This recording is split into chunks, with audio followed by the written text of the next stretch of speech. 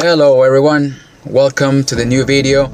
I'm here at the parking lot, one of my favorite spots in LA, Amoeba Music, one of the very few record stores still standing in the area. As you can see, I bought some records, I bought some films. Oh yeah, and they also have a YouTube channel where on their web series, What's on My Bag, musicians and other celebrities discuss the items they have purchased. So, as an homage, I'll be talking about one of mine. It's not a record, but a film. One of my favorites, the 2005 comedy drama, The 40-Year-Old Virgin, directed by Judd Apatow. Now, for the ones that know me, you know that I'm a film buff, and as of lately, I've been collecting rough copies of films.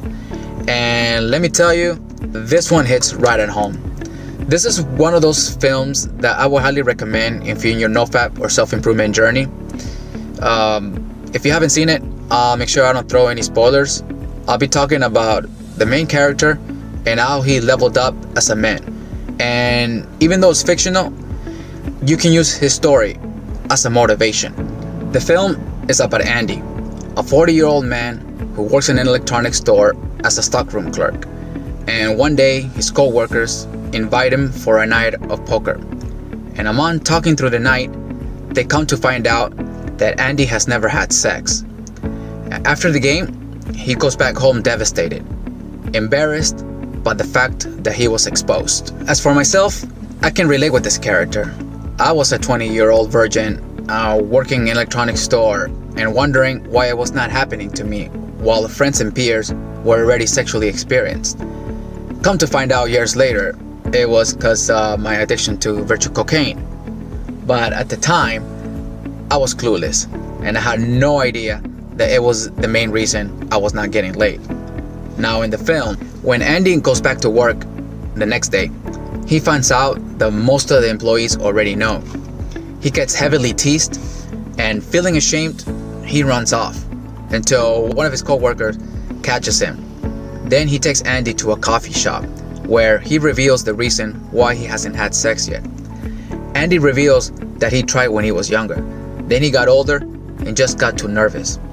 His co-worker mentions that he needs to take a risk, not only for sex, but for love and connection. So he convinces Andy to go out to a club for the night, along with his other buddies.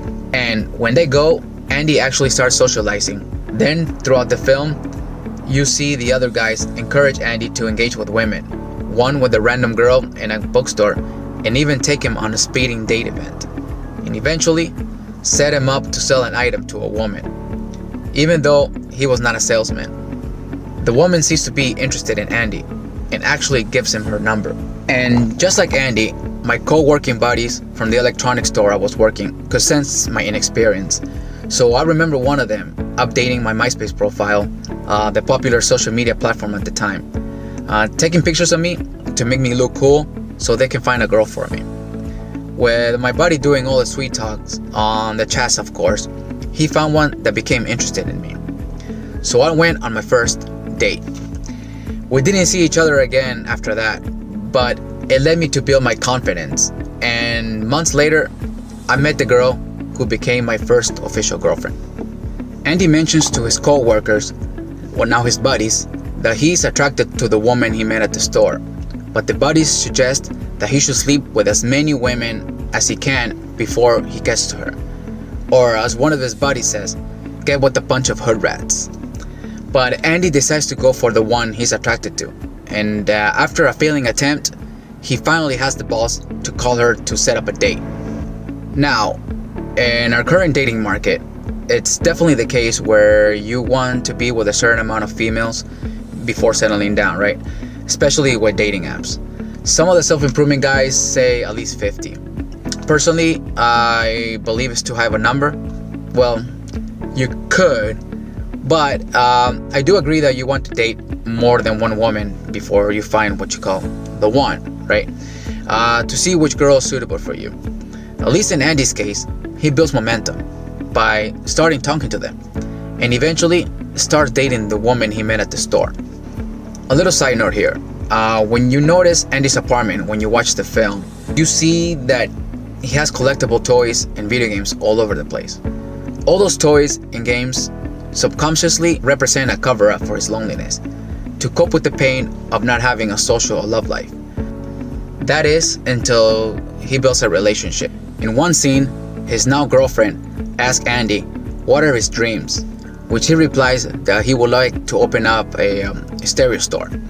She loves the idea and suggests that he could invest in one if he sells some of the collectible toys he possesses. Andy gets convinced, but as they're wrapping them up, she reminds him that they're already on the 20th date, as they previously agreed to save themselves until that date, and now she's ready to have intercourse. She throws herself at him, but Andy makes the excuse that the toys they're surrounded with are high value and might get damaged. She gets frustrated and wants to know why he won't have sex with her.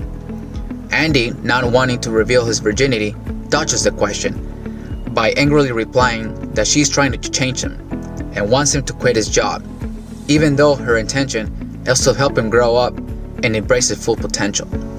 And as I mentioned in one of my videos, studies show that in recent years, 1 out of 3 males ages 18 to 30 are either virgins or sexually inactive. Virtual cocaine plays a big part, of course, but also with the rise of OnlyFans, AI, and even AI girlfriends. And with the concept of toxic masculinity shoving down our throats, it's not helping the cause either. And as a result, more men are becoming like Andy, or Andy was in the beginning of the film, socially awkward and afraid to talk to women. I'd love to see a change in the coming years though, and watch men thrive again, especially with the information we have on the damages technology can cause. And I see my old self in those young men. From personal experience, my advice to them, first off, will be to work on yourself before stressing. To use the statistic mentioned earlier to your advantage, knowing that you're not alone. Then build character by leaving virtual cocaine behind. Delete your OnlyFans account, and unless you're making a living out of it, cut down your video game playing. Or at least find a balance with your social life. Get a gym membership, build yourself financially, focus on your goals. You still got a life ahead of you. Don't be ashamed if it hasn't happened yet, because at the end of the day, it's about leveling yourself up as a man than losing your virginity. And I'm not saying to avoid women. In fact, I will encourage you to go out there, and with practice, you build confidence. And when you start dating and finally the magic happens, you're probably not gonna have your best performance, right? But like one of Andy's buddies says, you're gonna have to take a risk. And that applies with everything in life.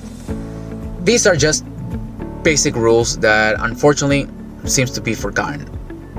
In the film, it starts with Andy working in the stockroom, then gets promoted to floor salesman. His sales become higher than any employee, and finally gets promoted to floor manager. Throughout the film, you see Andy evolve as a character, not only by getting a girlfriend, but gaining people's skills, as well as his confidence, altogether, and getting out of his comfort zone. He levels up as a man, all while still a virgin. And before I end here, I want to give a shout out to Hafiz from the Former Roommates podcast. Gotta give him the credit for the term leveling up. He's one of the guys that have helped me through my own self-improvement journey, and made me realize that when you embrace your flaws and work on it, rather than ignoring and hiding it, in actuality, it's a beautiful thing. I'll leave it at that. Please give this video a like, leave your comments down below, subscribe to my channel, and oh yeah, and also check my last video I did on Andrew Tate. Not the best quality, but the analogy is good nonetheless. And with that, I say, stay positive and live your life. Peace.